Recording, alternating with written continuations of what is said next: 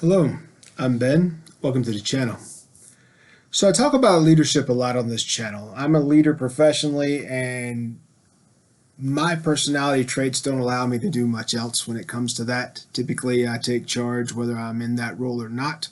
There's a common comment made, lead from where you're at. Basically, start where you are, grow where you're planted, those type things. I'll say this, in my mind, there's three things in leadership that matter more than anything else. Okay, and I'll use some references here in a bit from Jack Welch, who is a pretty well-known leader as well. I do that because it's kind of like reading Rainbow. You don't have to take it from me, but I am an experienced leader across several different industries and in athletics and things of that nature as well. I think the number one role of a leader is to reduce the noise. Okay, so you have to have some stoic point of view to be a leader. You have to have some emotional intelligence that allows you to know, hey, everything's temporary, we'll get beyond this. So the first thing is to remove the noise. You have to be able to calm everybody down.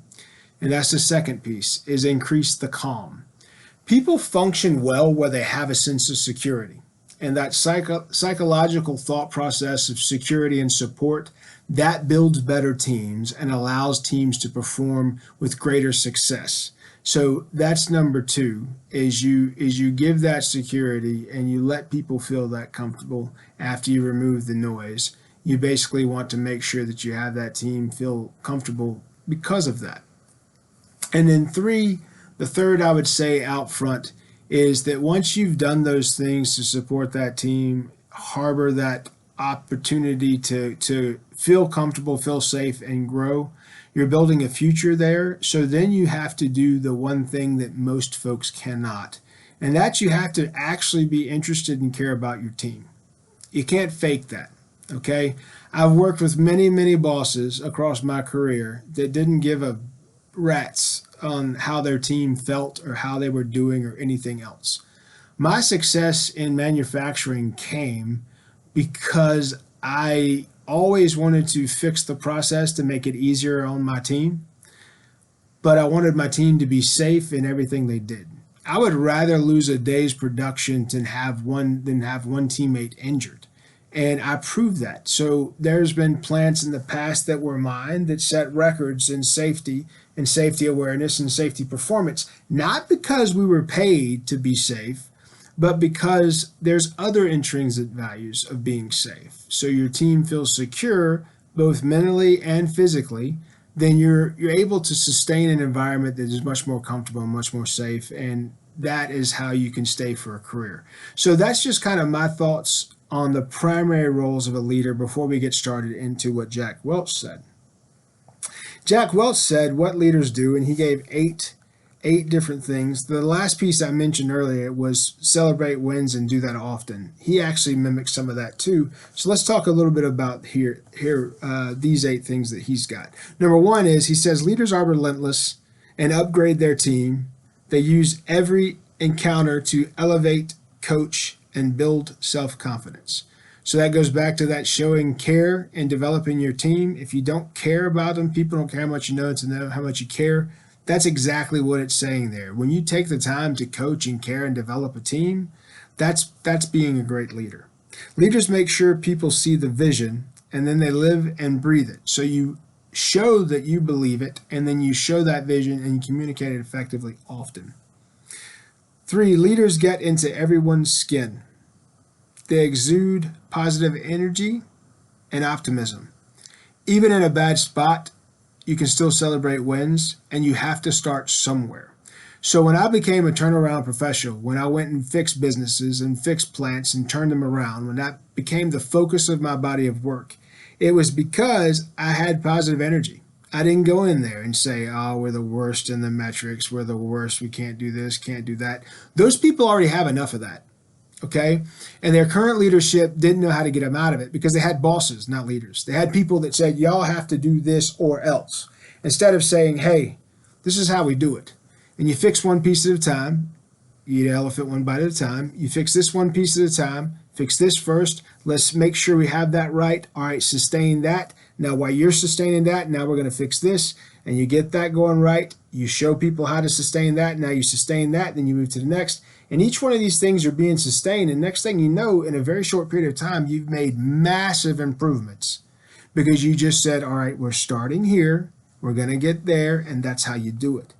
That's how you make people exude self-confidence, is because you get in their skin with a positive attitude and optimism, and they believe it. They believe it because it creates wins, and then you celebrate those wins, and it keeps everybody energized to continue sustaining what you've done. And as you replicate that multiple times throughout the business, what used to be an underperforming piece of business is now a profitable, energetic, problem-seeking, leaner organization, and that can be sustained and can be perpetuated. And when you do that, once you perpetuate that, sustain that, you can then replicate it because you're going to create best practices from that and that sustainability, and that's going to let you take that same thought process and fix other sites. It's not that difficult, but it is hard. So the other piece around that is leaders' work is hard, and you have to be able to do the hard things. But once you do those hard things and you celebrate those wins, you start building your team's confidence and they get beyond it.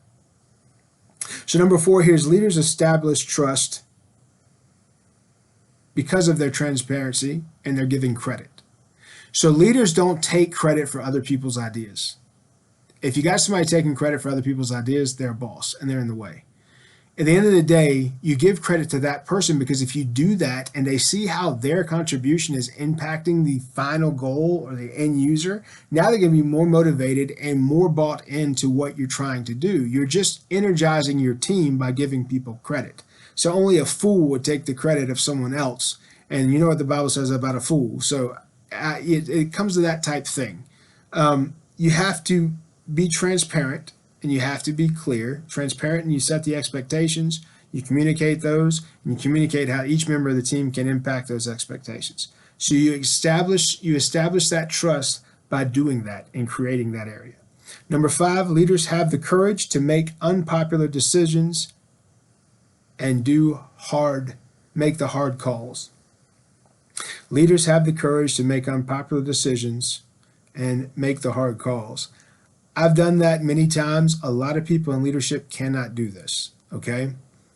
If you're getting no support as a leader that's making these things, making the unpopular decisions, as long as you're creating this sustainable, safe environment for your team, you're communicating their expectations often, and you're doing performance conversations often, your team won't get to the point where they feel threatened.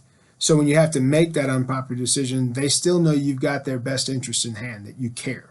So that's why you can have that courage, because you're building an environment where they understand that's your job and you hold them accountable what they do. That way you can more appropriately do what you do for the betterment of their organization and your team in the long run. So you have to have the courage to do that. Unfortunately, in a lot of modern business, a good leader has to stand between the team, the people in the trenches, and those that are in corporate offices. Businesses these days expand well beyond what they should when it comes to hiring. The most popular growth in the last 5 years has been analyst positions. So you're taking people, you're putting them behind the line. They can't do what the people in the trenches can do, but they're trying to say what they should do and impact what they are doing. In the meantime, not knowing anything about how what they're doing impacts the culture, how it impacts that environment of safety and understanding that you've created, or how it impacts the long-term goals of the organization. I've worked for companies before where every 10 minutes there was a new idea and they wanted to instantly have everybody on the team participate. It was constant noise. But go back to what I said earlier. As a leader, you have to remove the noise. You have to remove the emotion. You have to increase the calm, right? And build an environment where that is safe and comfortable for your team. You always want to push them to achieve goals. You always want to celebrate the wins. But you do these other things on top of that. You have to have the courage to make those decisions. You have to build the environment where that's okay. Leaders probe and push with curiosity that borders on skepticism, making sure that questions are answered and then pursued with action. That's improvement, okay? That's not just movement. That's improvement. That's making progress. That's not just movement saying, hey, I'm working real hard. By doing these things, you push with curiosity to the point that it almost seems that you're skeptical, and you set goals that are just outside of that line. And if you do that and you lead your team through it, they'll be highly motivated and they'll believe. That's how you get people to really believe. And that comes to number 7. Leaders inspire risk thinking. They inspire learning by setting the example. In all business, in all expansion, you have to take risks. Okay? You've heard me use different terms on this channel like addition through subtraction, multiplication through subtraction, all these different things. The 20-70-10 rule, 80-20 rules, consciousness theory, emotional intelligence, all these things just add up to your quantifiable ability to take risk. So as you're building out all those metrics and you're having understandings of all those arms of business, what you're doing is qualifying yourself and improving yourself and educating yourself so in the end you can make better risks. When I talk to companies, generally they already have the answers. This is as a consultant. Generally they already have the answers. But what you have to do is you have to go in there and make them vet their answers based on your knowledge on what that risk is and what seems to be the greater risk to the company's success. Sometimes the owners are sitting too close to see it. Sometimes the board might not want to allow it. Sometimes we've been doing this way for this long, so they don't want to progress into something leaner that makes more sense, that's more sustainable. As the cost of things rise, you can't continue to do everything like you used to do it. There are things that do time out. And at the end of the day, everything wears out over time. So you're going to have to replace it anyway. So when you do that, you need to replace it in a manner that is efficient, effective, and an improvement on what you previously did. So that's the piece about leadership. And number 8 is leaders celebrate. And I've already mentioned that multiple times throughout that list because I do think that's what has the greatest impact to your teams. If you're going to be a leader and you're in any leadership role, it could be a team leader over people of 4. Teams of 4 do great things. In the military, our fire teams are 4 people.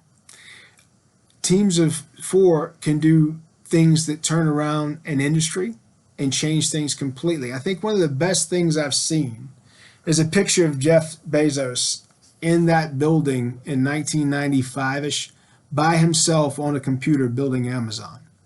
He's now one of the richest people in the world, and he is a fantastic leader because he was willing to work by himself in a basement for as long as it took. So leadership looks certain ways. If you want to be an impactful leader, when you get up in the morning, the idea should be that you're going to serve your team. By serving your team, your company will reach its goals and you will meet the expectations that shows up in the metrics. If you don't have support to do that, you want to look at the situation you're in and see if you need to change it, because some places don't support leadership. Some places support noise. So if you're going to be a proper leader, you might need to be somewhere that doesn't support noise. And if you're in a place where they don't want their teammates to be psychologically secure and feel safe, you don't want to work there either. That's a toxic environment. So hopefully this information was useful to you. This is majorly coming out of my head from my experience. So I hope you enjoyed this video. If you know anybody that would, please share it and please like and subscribe. Please subscribe to the channel because we're trying to grow it and hopefully we'll bring more information to you that will be of value. Be good.